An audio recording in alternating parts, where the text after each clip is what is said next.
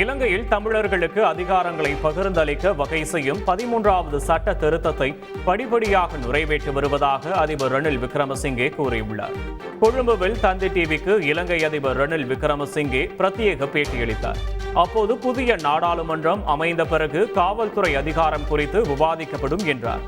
இலங்கையில் வசிக்கும் மலையக தமிழர்களின் குடியிருப்பு, கல்வி, சுகாதாரம் உள்ளிட்ட அனைத்து முன்னேற்றங்களுக்கும் முக்கியத்துவம் தருவோம் என அந்நாட்டு அதிபர் ரணில் விக்ரமசிங்கே உறுதியளித்துள்ளார்.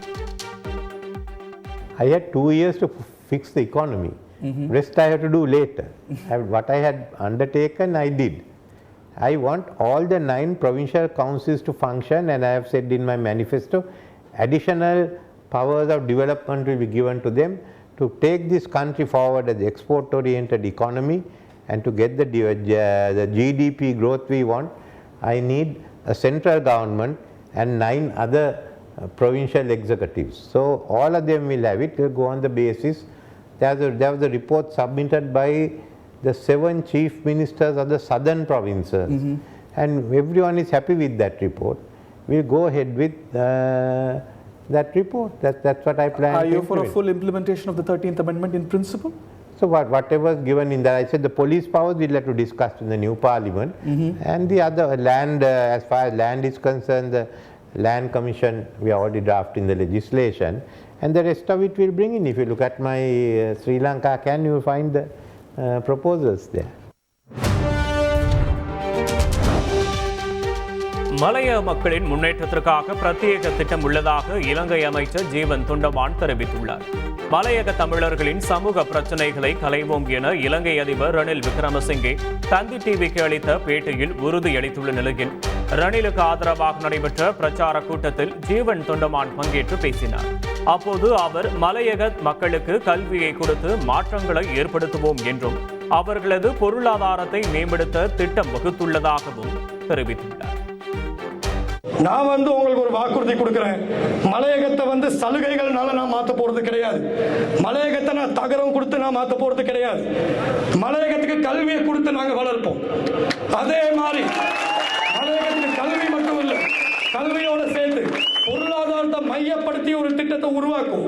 அதனாலதான் நாங்கள் மலையக சாசனம் என்கிற ஒரு திட்டத்தை உருவாக்கி இருக்கோம். ஜனாதிபதி அவர்கள் சொன்னாரு, லைன் அறைகள் அதோட சேர்த்து இருக்கிற புனித ஸ்தலம், பாடசாலை, வைத்தியசாலை, விளையாட்டு மைதானம், கலாச்சார மண்டபம், சிறுவர் பராமரிப்பு நிலையம், இது அனைத்தையுமே அரசாங்கம் பார்வை எடுக்கும்னு சொல்லியிருக்காங்க. ஒரே நாடு ஒரே தேர்தல் என்பது யதார்த்தத்திற்கு முரணானது என தமிழ்நாடு முதலமைச்சர் மு க ஸ்டாலின் தெரிவித்துள்ளார். இதுகுறித்து அவர் வெளியிட்டுள்ள சமூக வலைதள பதிவில் ஒரே நாடு ஒரே தேர்தல் நடைமுறைக்கு சாத்தியமற்றது எனவும் இது நாட்டின் கூட்டாட்சியை சிதைக்கும் வகையில் உள்ளது எனவும் தெரிவித்துள்ளார்.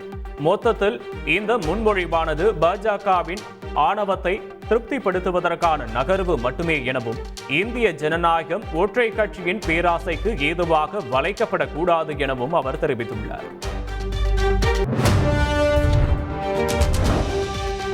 அதிமுக ஆட்சிக்கு வந்தால் வீட்டுக்கு வீடு காய்கறி தோட்ட திட்டம் அமல்படுத்தப்படும் என முன்னாள் முதலமைச்சர் எடப்பாடி பழனிசாமி தெரிவித்துள்ளார். அதிமுக ஆட்சியில் சேலத்தில் 1000 கோடி ரூபாயில் கால்நடை ஆராய்ச்சி பூங்கா கட்டப்பட்டது என்றும் மீண்டும் அதிமுக ஆட்சி அமைக்காததால் அக்கட்டடம் பூட்டப்பட்டுள்ளது என்றும் அவர் குற்றம் சாட்டியுள்ளார். அதிமுக மட்டும்தான் 2 முறை விவசாய கடனை தள்ளுபடி செய்ததாகவும் அவர் தெரிவித்துள்ளார். தமிழக அரசு முழு மதுவிலக்கை அமல்படுத்த வேண்டும் என விடுதலை சிறுத்தைகள் கட்சி தலைவர் திருமாவளவன் மீண்டும் வலியுறுத்தியுள்ளார். கள்ளக்குறிச்சி மாவட்டம் உளுந்தூர்பேட்டையில் அக்டோபர் 2ஆம் தேதி மது ஒழிப்பு மாநாடு நடைபெறும் நிலையில் பல்வேறு மாவட்ட நிர்வாகிகளின் கலந்துரையாடல் கூட்டம் திருச்சியில் நடைபெற்றது. இதில் பங்கேற்று பேசிய திருமாவளவன் ஆளுங்கட்சிக்கு நெருடலை தரக்கூடிய வகையில் போராட்டங்களை நடத்தவில்லை எனவும் மக்களுக்காக போராடுவதாகவும் தெளிவுபடுத்தினார்.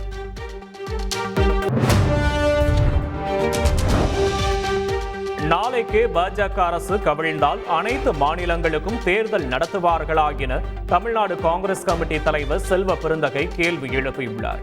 ஒரே நாடு ஒரே தேர்தல் திட்டத்தை விமர்சித்துள்ள செல்வ பெருந்தகை நாளைக்கு சந்திரபாபு நாயுடு மற்றும் நிதிஷ்குமார் தன்னுடைய ஆதரவை திரும்ப பெற்றுக்கொண்டால் மோடி அரசு கவிழும் என்றும் அப்போது எல்லா மாநிலத்திற்கும் தேர்தல் நடத்துவார்களா என்றும் கேள்வி எழுப்பினார்.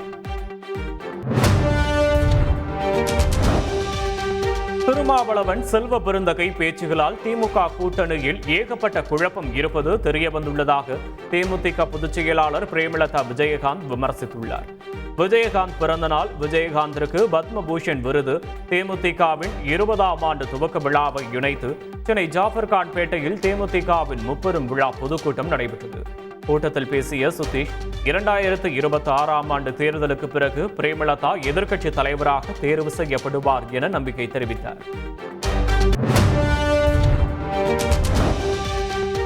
கஞ்சா, அபின், குட்கா எல்லாம் போதைப் பொருள் என்றால் டாஸ்மார்க்கில் விற்கும் சரக்கு என்ன கோயில் தீர்த்தமா என்று நாம் தமிழர் கட்சியின் தலைமை ஒருங்கிணைப்பாளர் சீமான் கேள்வி எழுப்பியுள்ளார்.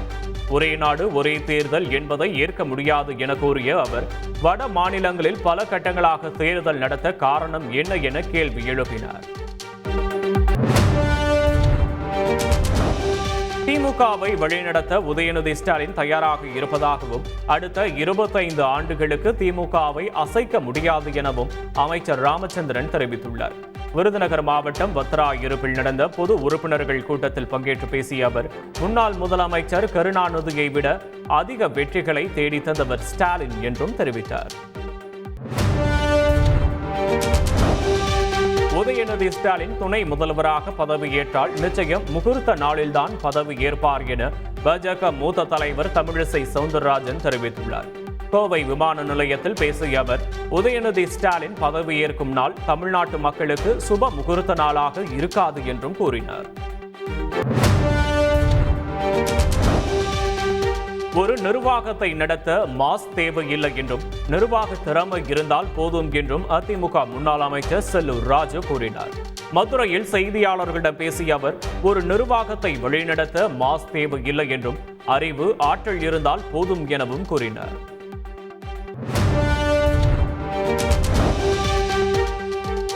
சென்னையில் அமையவுள்ள சித்தா பல்கலைக்கழகத்திற்கு ஒப்புதல் அளிக்க தமிழக ஆளுநருக்கு விருப்பம் இல்லை என அமைச்சர் மா சுப்பிரமணியன் தெரிவித்துள்ளார். நடப்பு கல்வியாண்டிற்கான அரசு மற்றும் சுயநிதி சார்பில் இயங்கும் யோகா மற்றும் இயற்கை மருத்துவக் கல்லூரிகளில் மாணவர் சேர்க்கைக்கான தரவரிசை பட்டியலை அமைச்சர் மா சுப்பிரமணியன் வெளியிட்டார். அந்த நிகழ்வில் பேசிய அமைச்சர், சென்னையில் அமையவுள்ள சித்த மருத்துவ பல்கலைக்கழகத்திற்கு ஆளுநர் முட்டுக்கட்டை போடுவதாக கூறினார்.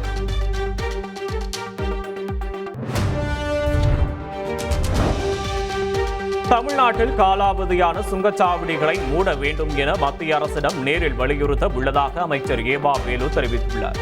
வேலூர் மாவட்டம் அணைக்கட்டு பகுதியில் செய்தியாளர்களிடம் பேசிய அவர், வரும் 30ஆம் தேதி அனைத்து மாநிலங்களுடன் மத்திய அரசு ஆலோசனை நடத்துவதாகவும் அந்த கூட்டத்தில் காலாவதியான சுங்கச்சாவடிகளை மூட வலியுறுத்துவேன் என்றும் கூறினார்.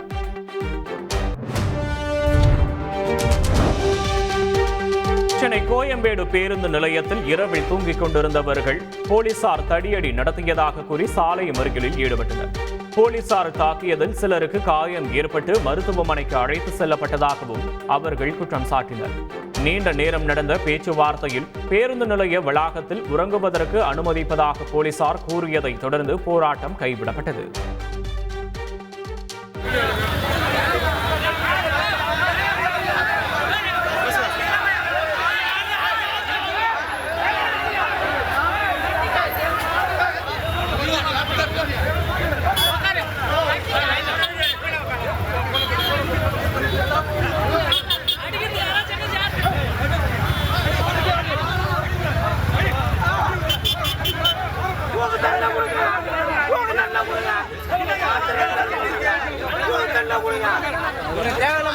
எதுக்கு சார் வச்சாங்க?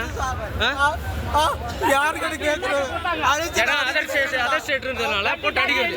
ஏன்னா ஒரு என்ன ரெஸ்பான்சிபிலிட்டி? யார் சார் ரைட்ஸ் கொடுத்தது? கர்நாடகாவில் விநாயகர் சதுர்த்தி ஊர்வலத்தின் போது இரு சமூகத்தினருடைய பிரச்சனை ஏற்பட்டு ஒருவரை ஒருவர் கல்வீசி தாக்கிக் கொண்ட சம்பவம் பரபரப்பை ஏற்படுத்தியுள்ளது. பாதுகாப்பு பணியில் இருந்த போலீசார் உடனடியாக நடவடிக்கை எடுத்து நிலைமையை கட்டுக்குள் கொண்டு வந்தனர். இதனையடுத்து பலத்த பாதுகாப்புக்கு மத்தியில் விநாயகர் சிலையை கொண்டு சென்று பத்திரமாக நீரில் கரைத்தனர். மேலும் கல்வீச்சை தொடங்கியது யார் என்பதை கண்டறிய போலீசார் சிசிடிவி காட்சிகளை ஆய்வு செய்து வருகின்றனர்.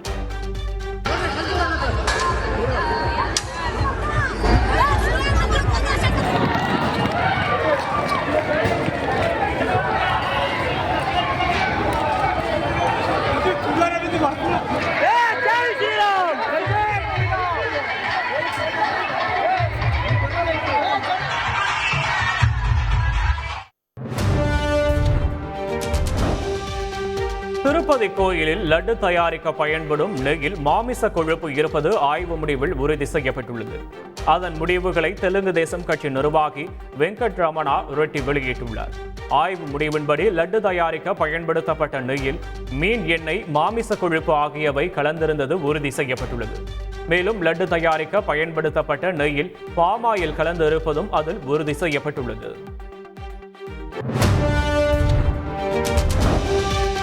ஜம்மு காஷ்மீருக்கு மீண்டும் மாநில அந்தஸ்து வழங்கப்படும் என்ற வாக்குறுதியை நிச்சயம் பாஜக நிறைவேற்றும் என பிரதமர் மோடி உறுதிபட தெரிவித்துள்ளார். ஸ்ரீநகரில் நடைபெற்ற பாஜக தேர்தல் பிரச்சார பொதுக்கூட்டத்தில் பேசிய அவர், ஜம்மு காஷ்மீரில் பயங்கரவாதத்தின் நிழலின்றி முதல் முறையாக தேர்தல் நடைபெற்று வருவதாக பெருமிதத்துடன் கூறினார். ஜம்மு காஷ்மீரின் சீரழிவுக்கு காங்கிரஸ், தேசிய மாநாட்டு கட்சி மற்றும் மக்கள் ஜனநாயக கட்சியின் செல்வாக்கு மிகுந்த 3 குடும்பங்களே காரணம் என குற்றம் சாட்டினார்.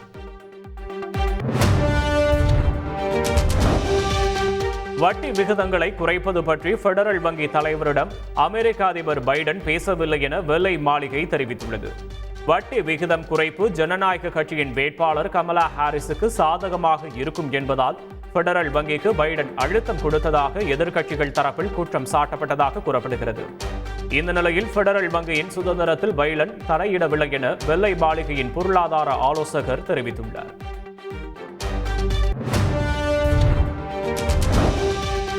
அமெரிக்க வாக்காளர்களிடம் கமலா ஹாரிஸுக்கு ஆதரவு அதிகரித்துள்ளதாக கருத்து கணிப்புகள் தெரிவிக்கின்றன. அதே சமயம் ட்ரம்புக்கான ஆதரவு வாக்காளர்களுடைய அதே அளவில் நிலைத்து இருப்பதாகவும் தெரிவிக்கப்பட்டுள்ளது. பாதிக்கும் மேற்பட்ட வாக்காளர்கள் கமலா ஹாரிஸுக்கு ஆதரவாக இருக்கின்றனர் என்றும் 44% அதிகமானோர் அவர் மீது எதிர்மறையான பார்வையை கொண்டுள்ளதாகவும் தெரிவிக்கப்பட்டுள்ளது. மாணவர்களின் எண்ணிக்கையை திருத்தி மோசடி செய்தது அம்பலமானதால் விழுப்புரம் மாவட்டம் கோலியனூர் வட்டார கல்வி அலுவலர் சஸ்பெண்ட் செய்யப்பட்டுள்ளார். இது தொடர்பாக தொடக்க கல்வி இயக்குநர் நரேஷ் வெளியிட்ட அறிவிப்பில், கோலியனூர் வட்டார கல்வி அலுவலர் ரவிச்சந்திரன் முறைகேடு நடந்த பள்ளியை கண்காணிக்க தவறியதால் அவர் சஸ்பெண்ட் செய்யப்படுவதாக அறிவித்தார்.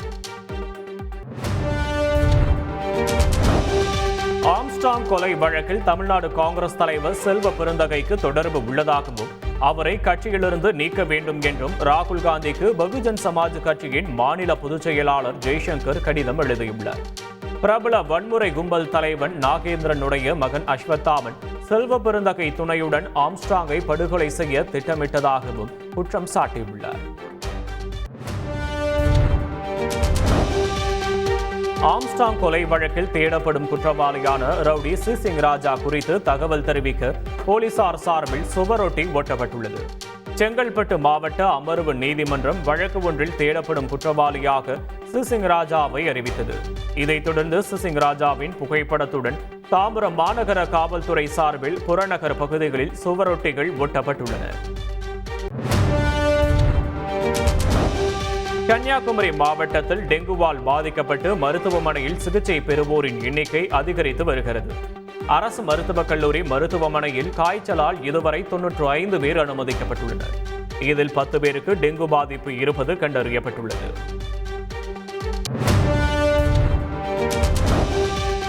%20 போனஸ் வழங்க கோரி 2வது நாளாக போராட்டத்தில் ஈடுபட்டு வந்த NLC ஒப்பந்த தொழிலாளர்கள் போராட்டத்தை தற்காலிகமாக ஒத்திவைத்துள்ளனர்.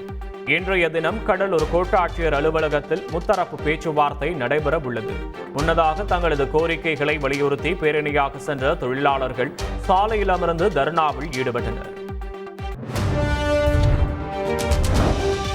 தூத்துக்குடி மாவட்டம் கருங்குளத்தில் அரசு பள்ளி மாணவர்களின் சீருடைகள் தெருவில் வைத்து வழங்கப்பட்டதாக புகார் எழுந்துள்ளது. பள்ளி மாணவ மாணவிகளுக்கு வழங்கப்பட வேண்டிய சீருடைகளை சாலையில் நின்றவாறே அந்தந்த பள்ளி தலைமை ஆசிரியர்களிடம் கூட்டுறவு சங்கங்களைச் சேர்ந்தவர்கள் வழங்கியதாக கூறப்படுகிறது. இதற்கு பல்வேறு பள்ளி தலைமை ஆசிரியர்கள் அதிருப்தி தெரிவித்தனர்.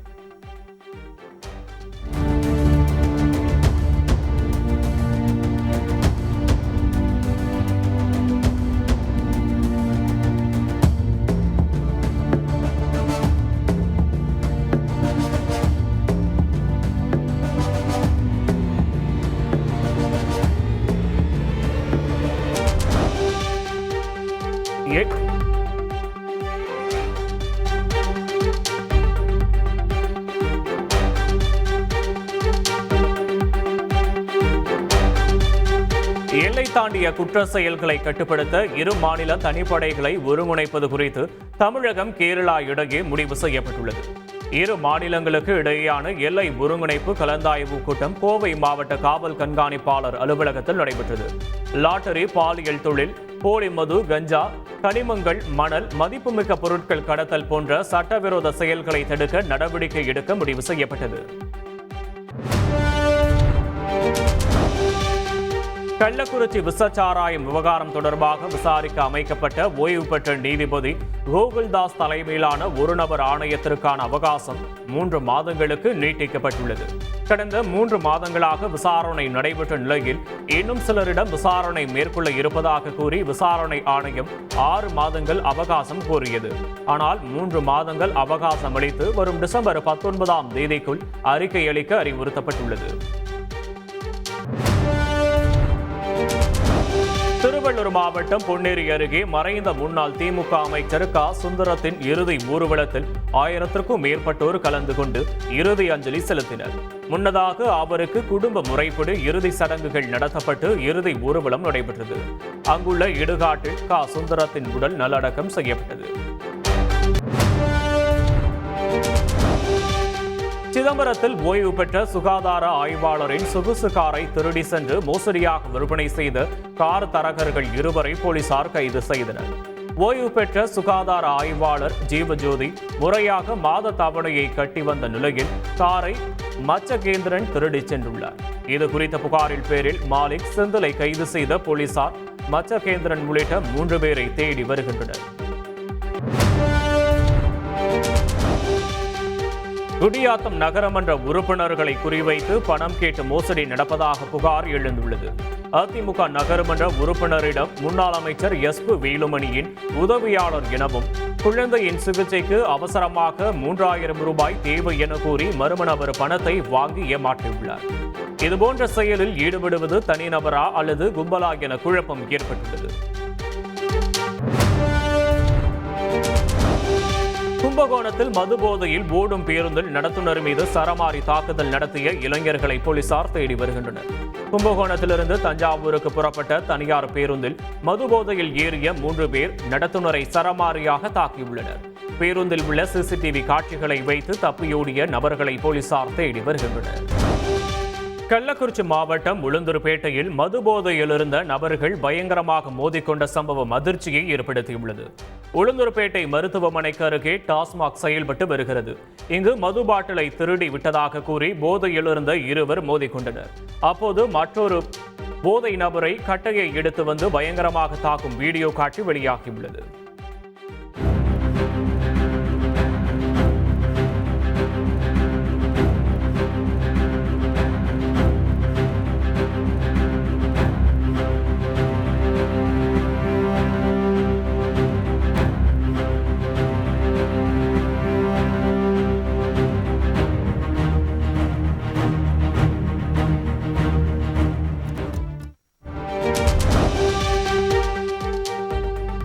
சிவகங்கை மாவட்டம் காளையார் கோயில் ஒன்றியத்தில் பல மாதங்களாக ஊதியம் வழங்கவில்லை என கூறி தமிழ்நாடு ஆரம்ப பள்ளி ஆசிரியர் கூட்டணியினர் முற்றுகை போராட்டத்தில் ஈடுபட்டனர். துவரலங்கன்மாய் கிராமத்தில் உள்ள அரசு நடுநிலைப்பள்ளி தலைமை ஆசிரியருக்கும் தொடக்கப்பள்ளி ஆசிரியருக்கும் 10 மாதங்களாக ஊதியம் வழங்கப்படவில்லை என அவர்கள் வேதனை தெரிவித்தனர்.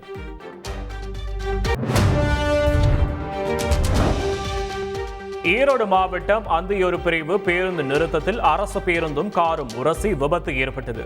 இதனையடுத்து அரசு பேருந்து ஓட்டுநருக்கும் கார் ஓட்டுநருக்கும் இடையே வாக்குவாதம் ஏற்பட்டு நடுவழியில் 2 வாகனங்களும் நிறுத்தப்பட்டது. இதனால் போக்குவரத்து பாதிப்பு ஏற்பட்டது. மேலும் பேருந்தில் சுமார் அரை மணி நேரத்திற்கு மேலாக காத்திருந்த பயணிகள் இறங்கி நடந்தே பேருந்து நிலையம் சென்றனர்.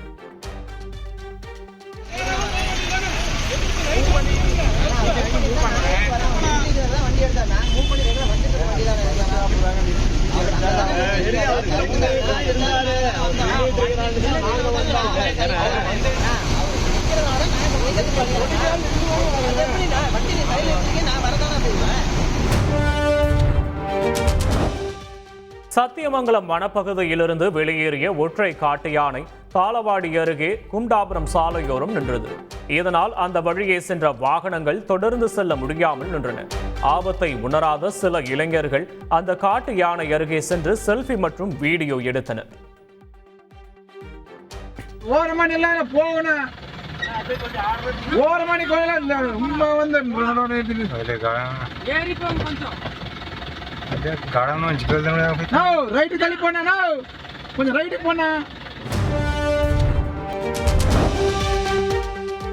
போர்ச்சுகலில் அவீரோ பகுதியில் ஏற்பட்டுள்ள காட்டுத்தீயை அணைக்க தீயணைப்பு வீரர்கள் போராடி வருகின்றனர்.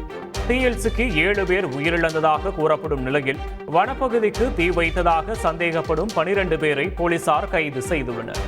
ஆயிரக்கணக்கான மரங்கள் சாம்பலான நிலையில் நூற்றுக்கணக்கானோர் பாதுகாப்பான இடங்களுக்கு வெளியேற்றப்பட்டுள்ளனர்.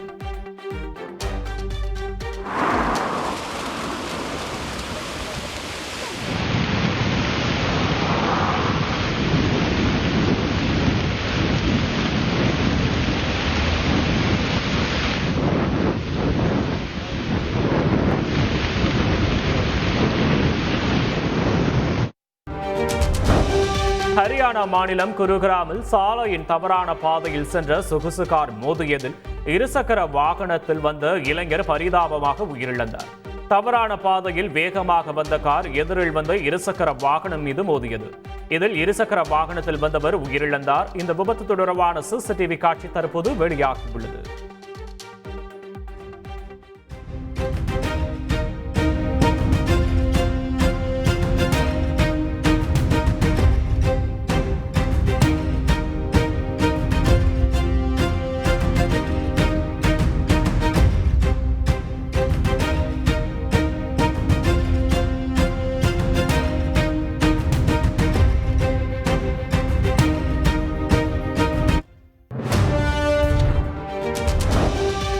வேலூரில் பொதுமக்களுக்கு இடையூறாக இருந்த எலைட் டாஸ்மாக் மதுக்கடை மூடப்பட்டது.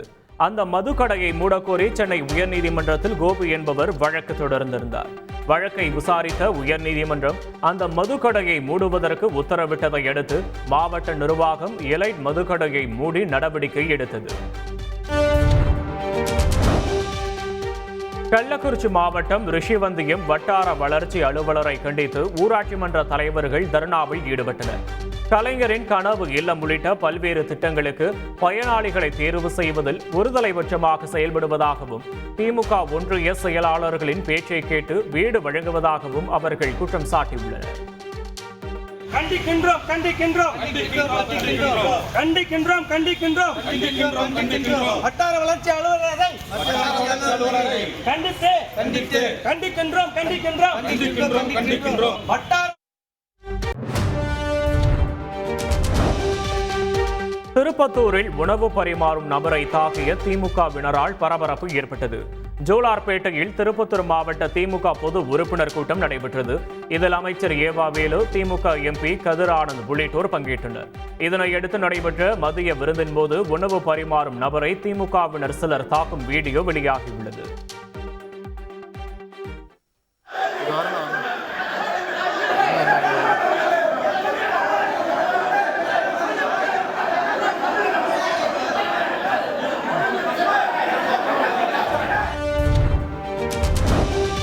திருவண்ணாமலை மாவட்டம் வந்தவாசியில் ஆன்லைன் லாட்டரி விற்பனை செய்த புகாரில் 3 பேர் கைது செய்யப்பட்டனர். ஆன்லைன் மூலமாக லாட்டரி விற்றதாக அருணாச்சலம் என்பவரை கைது செய்து 48,49,000 ரூபாய் மற்றும் 82 சவரன் தங்கத்தை போலீசார் அண்மையில் பறிமுதல் செய்தனர். இவருக்கு லாட்டரி சீட்டுகளை விநியோகம் செய்ததாக கூறப்படும் தூத்துக்குடி மாவட்டத்தைச் சேர்ந்த ரமேஷை போலீசார் கைது செய்தனர். அவரிடம் 23 பேர் ஏஜென்ட்டுகளாக இருந்தது தெரியவந்துள்ளது.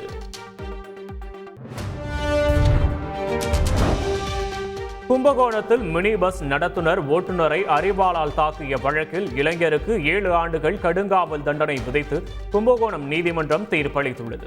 கடந்த 2022ஆம் ஆண்டு ஏற்பட்ட பிரச்சனையில் எலுமிச்சங்காபாளையம் பகுதியில் சென்ற மினி பேருந்தை மறித்து நடத்துனர் வினோத், ஓட்டுநர் வசந்தை கடுமையாக தாக்கியதாக ஹரி என்பவர் கைது செய்யப்பட்டார்.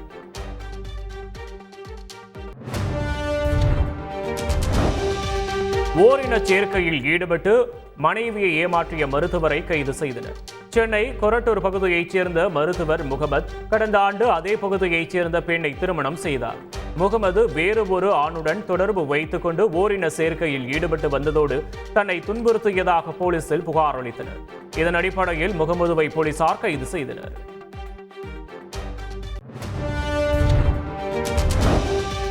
கடலூர் மாவட்டம் சிதம்பரம் அருகே பிச்சாவரம் சுற்றுலா மையத்திற்கு வருகை தந்த ஹங்கேரி நாட்டினர் நூற்றாண்டை கடந்த அரசு பள்ளிக்கு 25,000 ரூபாய் நிதியுதவி அளித்தனர்.